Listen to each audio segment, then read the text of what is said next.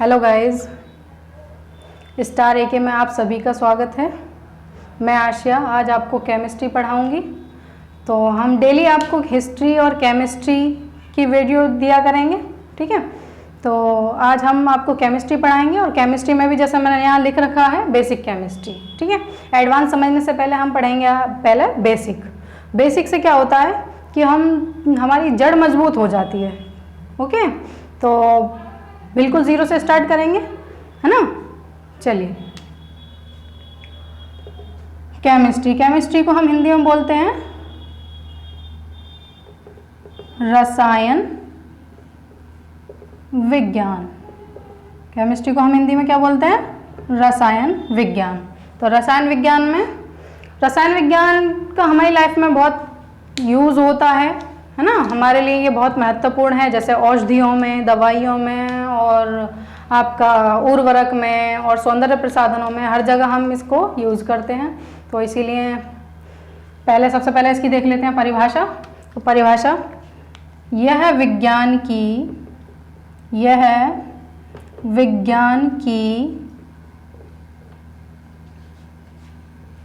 वह शाखा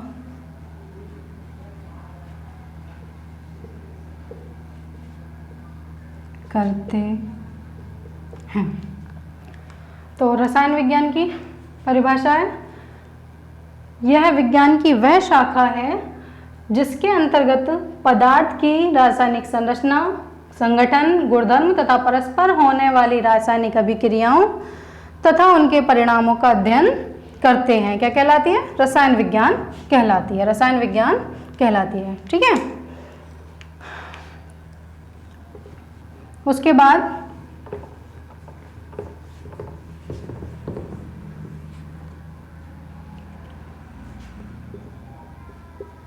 रसायन विज्ञान के पिता, रसायन विज्ञान के पिता यानी father of chemistry. Father of chemistry, तो फादर ऑफ केमिस्ट्री कौन है? फादर ऑफ केमिस्ट्री कौन है? एंटोनी लेवोसिए। एंटोनी लेवोसिए, ठीक है। इनका पूरा नाम है Antoine Laurent de Lavoisier. Antoine Laurent de Lavoisier, ठीक है। तो एंटोनी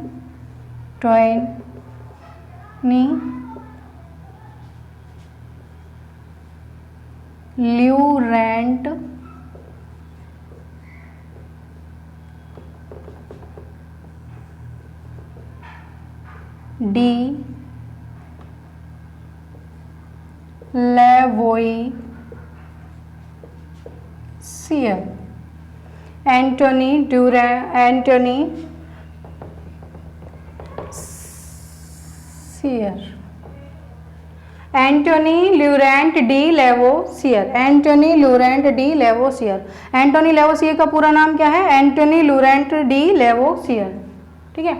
इनको रसायन विज्ञान का पिता क्यों कहा जाता है? तो सबसे पहले इन्होंने ऑक्सीजन के बारे में विस्तार से, इनको पिता कहा जाता है क्योंकि ऑक्सीजन के बारे में विस्तार से इन्होंने बताया था हमें सबसे पहले, और हाइड्रोजन के बारे में, ठीक है। ऑक्सीजन की जलन में क्या प्रक्रिया होती है, ऑक्सीजन जलाने में कैसे सहायक होता है, ये भी हमें किसने बताया था? एंटोनी ल्यूरेंट डी लेवोसियर ने बताया था। अरे अच्छा, sorry, Laurent, LAU rent, Antoine Laurent de Lavoisier, ठीक, ओके। आगे बात करते हैं। तो रसायन विज्ञान की शाखाएं, देखो रसायन विज्ञान की मुख्य रूप से 3 शाखाएं होती हैं: भौतिक रसायन, कार्बनिक रसायन और अकार्बनिक रसायन। भौतिक रसायन, कार्बनिक रसायन और अकार्बनिक रसायन, 3 प्रकार से इसको, शाखाएं तो बहुत सारी होती हैं लेकिन मुख्य रूप से सिर्फ 3 शाखाएं होती हैं, ठीक है। तो पहली होती है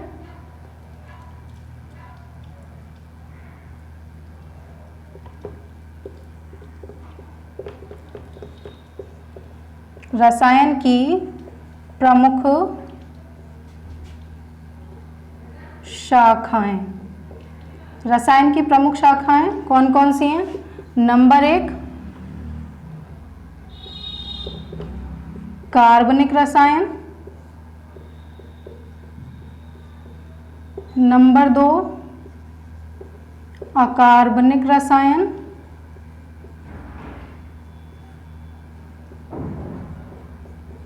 और नंबर 3 भौतिक रसायन। ठीक है, कार्बनिक रसायन, अकार्बनिक रसायन और भौतिक रसायन। ओके, अब एक बात और कर लेते हैं, केमिस्ट्री।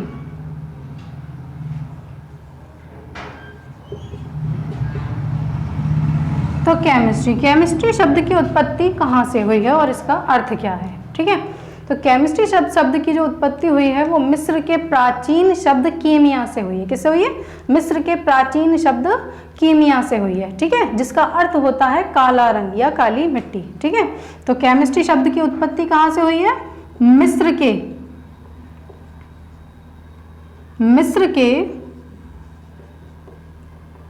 प्राचीन शब्द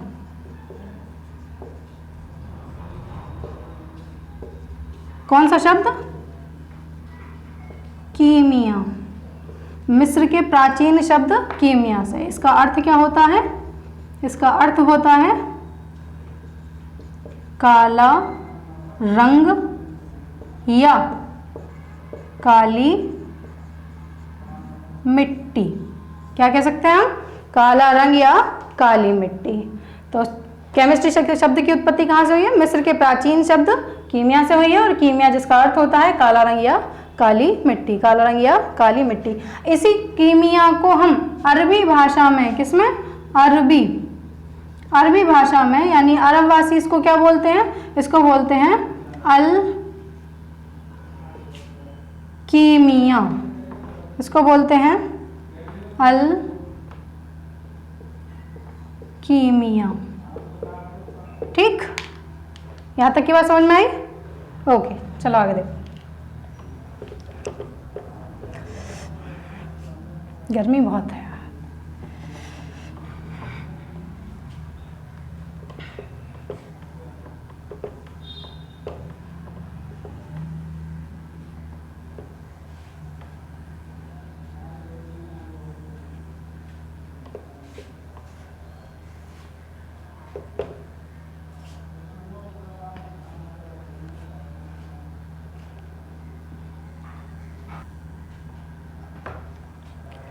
तो अभी मैंने आपको जैसा कि बताया है, इसमें पदार्थ हम क्या करते हैं केमिस्ट्री के अंदर? पदार्थ की ही सभी संरचना, गुणधर्म और संगठन या उसके बीच होने वाली अभिक्रियाओं का अध्ययन करते हैं। तो सबसे पहले हम समझेंगे किसके बारे में? पदार्थ के बारे में। पदार्थ क्या होता है?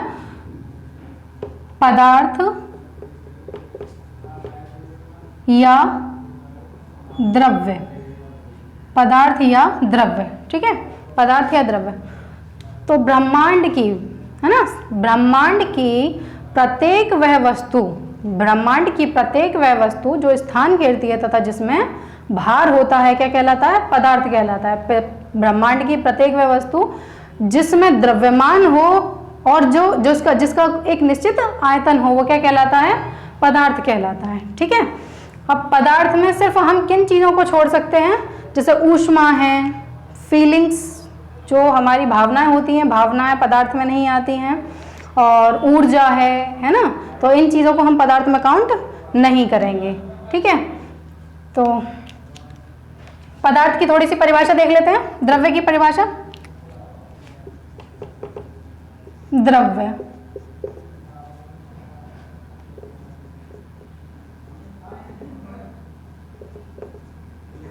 ब्रह्मांड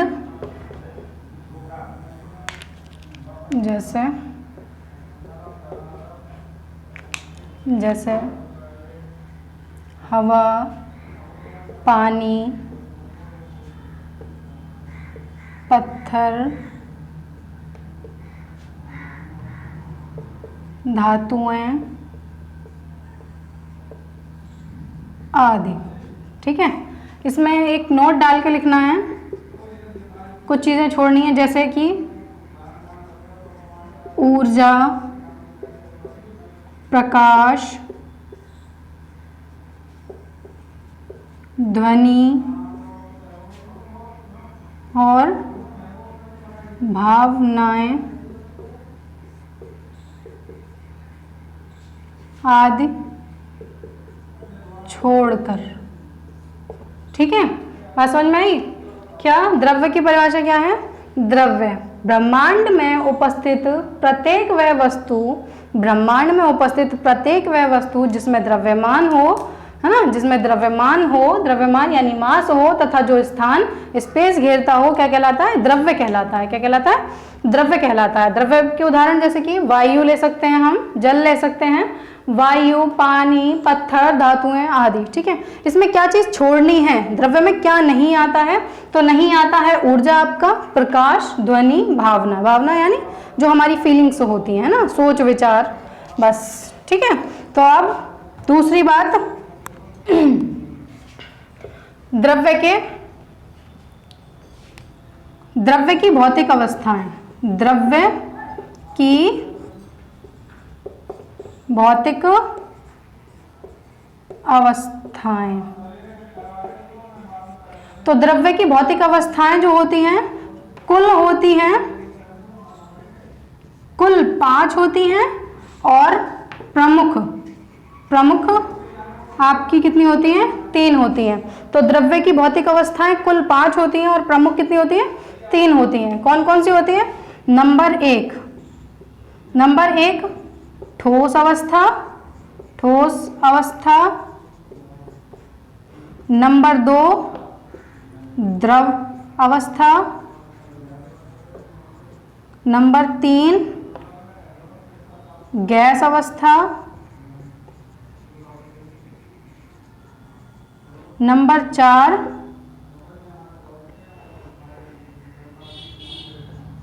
प्लाज्मा अवस्था। और नंबर 5 जो होती है वो होती है बोस-आइंस्टाइन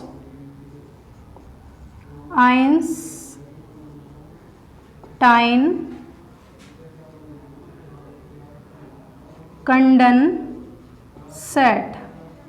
बोस-आइंस्टाइन कंडेंसेट। ठीक है, तो द्रव्य की कुल कितनी अवस्थाएं होती है? कुल 5 अवस्थाएं होती हैं, और प्रमुख कितनी होती है? प्रमुख 3 अवस्थाएं होती हैं। कौन कौन सी? ठोस अवस्था, द्रव अवस्था, गैस अवस्था, प्लाज्मा अवस्था और बोस-आइंस्टाइन कंडेंसेट। तो ठोस में क्या होता है? ठोस का आकार तथा आयतन दोनों ही क्या होते हैं? फिक्स होते हैं, निश्चित होते हैं। ठोस का आकार और आयतन दोनों ही क्या होते हैं?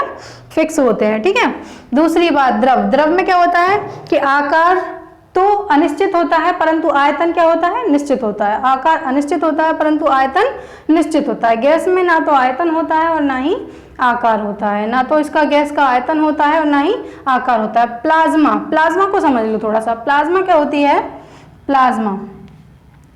तो प्लाज्मा जो होती है आपकी, ये गैस की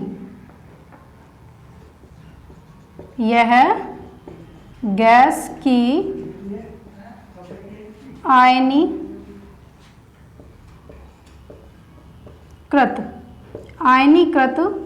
अवस्था होती है। यह गैस की आयनीकृत अवस्था होती है ना।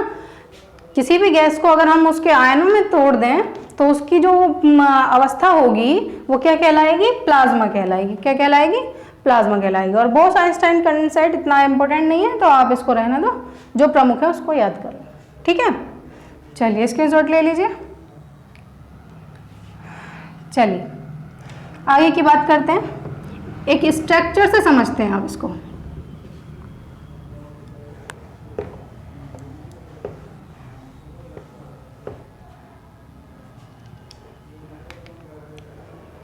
सबसे पहले मैं लिखूं ठोस, उसके बाद द्रव, नेक्स्ट गैस, और गैस के बाद प्लाज्मा।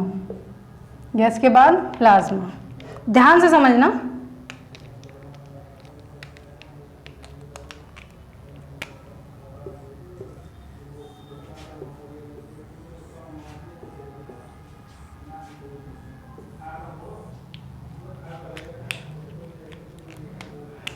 अगर मुझे ठोस को द्रव में बदलना है, मुझे क्या करना है, ठोस को द्रव में, तो अगर मुझे ठोस को द्रव, अच्छा ये थोड़ा दिख नहीं रहा, दिख नहीं रहा, ओके ओके। अगर मुझे ठोस को किस में चेंज करना है, द्रव में चेंज करना है, ठोस को द्रव में चेंज करना है तो क्या करेंगे, और जब हम द्रव को ठोस में चेंज करते हैं तो क्या करते हैं, है ना, दोनों ही बातों को पर ध्यान देना। जब हम द्रव से ठोस में, ठोस से द्रव में जाते हैं तो कौन सी क्रिया होती है, और जब हम द्रव से ठोस में आते हैं तो कौन सी क्रिया का यूज़ करते हैं, कौन सी विधि का यूज़ करते हैं। तो ठोस से द्रव में जाना है तो हम क्या करेंगे, गलनांक का यूज़ करेंगे, गलनांक, है ना, गलनांक। अब हमें द्रव से ठोस बनाना है, अब हमें क्या करना है, द्रव से ठोस बनाना है। तो हम द्रव से ठोस बनाने के लिए, द्रव से ठोस बनाने के लिए, ठोस बनाना है, द्रव से ठोस बनाना है तो हम करेंगे क्या, इसका हिमीकरण। क्या करेंगे, हिमीकरण।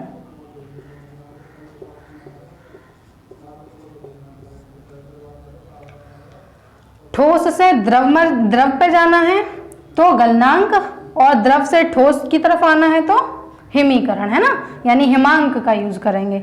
इसी तरीके से अगर मैं द्रव से गैस में जाऊं, अगर हम द्रव से कहाँ जाएं, गैस की तरफ जाएं तो क्या करेंगे हम, वाष्पीकरण। क्या करेंगे, वाष्पीकरण, वाष्पीकरण करेंगे।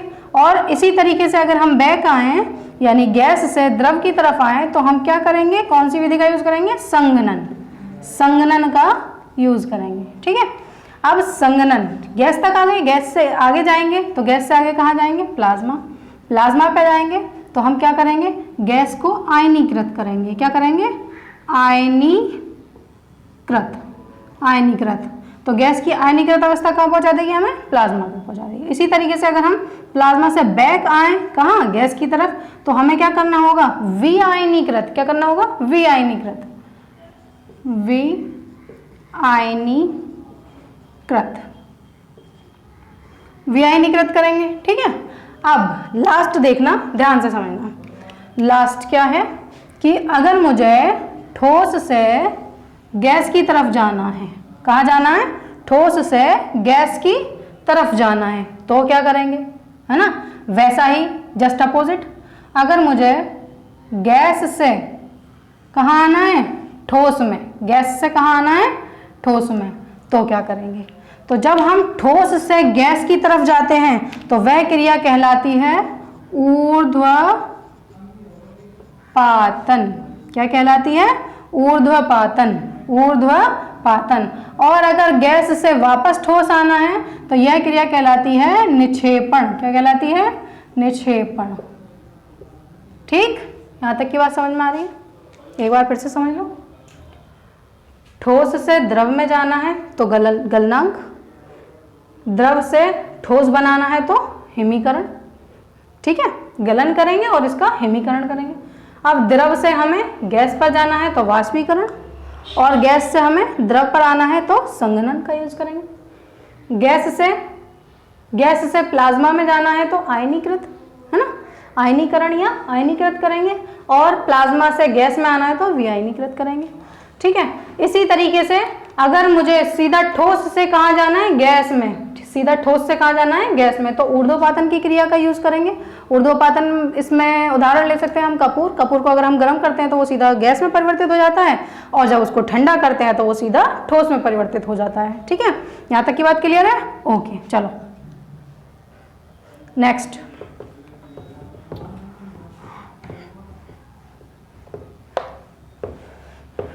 तो आज का हमारा लास्ट टॉपिक रह गया है कि पदार्थ का वर्गीकरण, यानी द्रव्य का वर्गीकरण।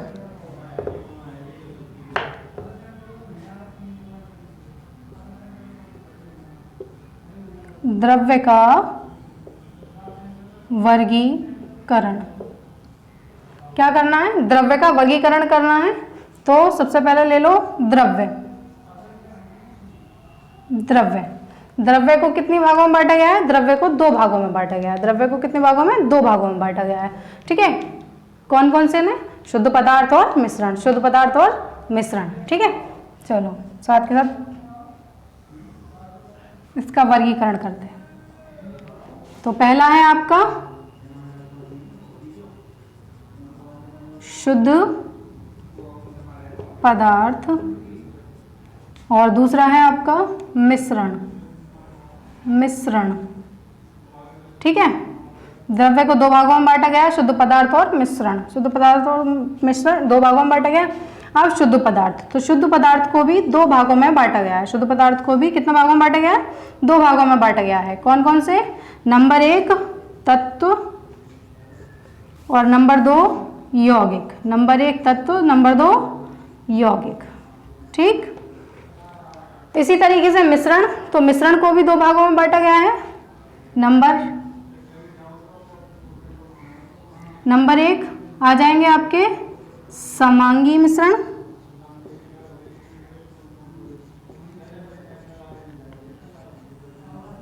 और नंबर 2 आ जाएगा आपका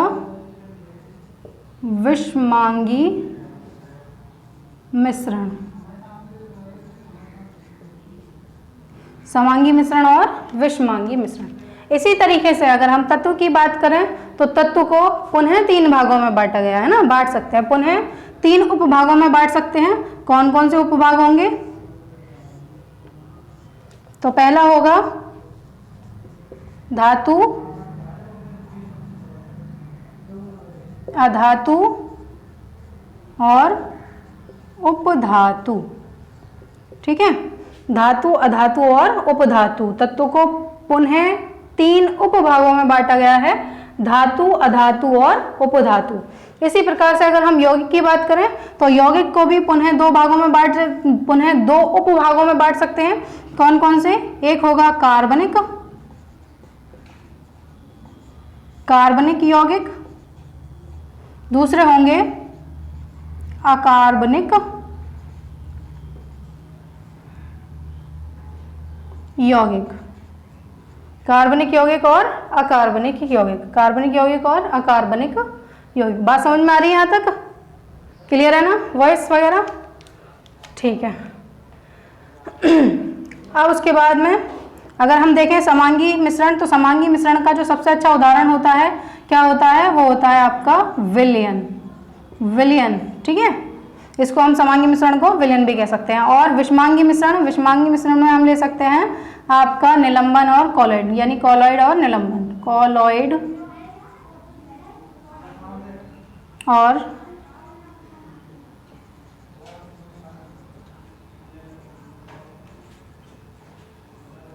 कॉलॉइड और निलंबन, ठीक है। चलो थोड़ा सा समझ लेते हैं इसके बारे में, लिखाएंगे तो अब नेक्स्ट वीडियो में समझ लो। तो जैसा कि मैंने बताया द्रव्य, द्रव्य को हमने मुख्य रूप से कितने भागों में बांटा जाता है? 2 भागों में, शुद्ध पदार्थ और मिश्रण। कहाँ बांटा, कितने भागों में बांटा जाता है? 2 भागों में, शुद्ध पदार्थ और मिश्रण। शुद्ध पदार्थ को भी हम पुनः 2 भागों में बांट सकते हैं, तत्व और यौगिक। तत्व और यौगिक, तत्वों को पुनः 3 उपभागों में बांटा गया है, धातु, अधातु और उपधातु। इसी तरीके से यौगिकों को 2 उपभागों में बांटा गया है, कार्बनिक यौगिक और अकार्बनिक यौगिक। वैसा ही सेम मिश्रण, मिश्रण को भी हमने 2 भागों में बांटा है, समांगी मिश्रण, जिसका एक सबसे अच्छा एग्जांपल ले सकते हैं हम, विलयन बोल सकते हैं इसको, और विषमांगी मिश्रण। विषमांगी मिश्रण में कौन कौन आ जाते हैं आपके? कॉलॉइड और निलंबन, ठीक है। तो आज के लिए बस इतना ही, क्योंकि वीडियो ज़्यादा लंबा हो जाएगा, ठीक है। वीडियो में अगर कोई भी कमी हो तो प्लीज़ कमेंट करके बताइएगा। Thank you.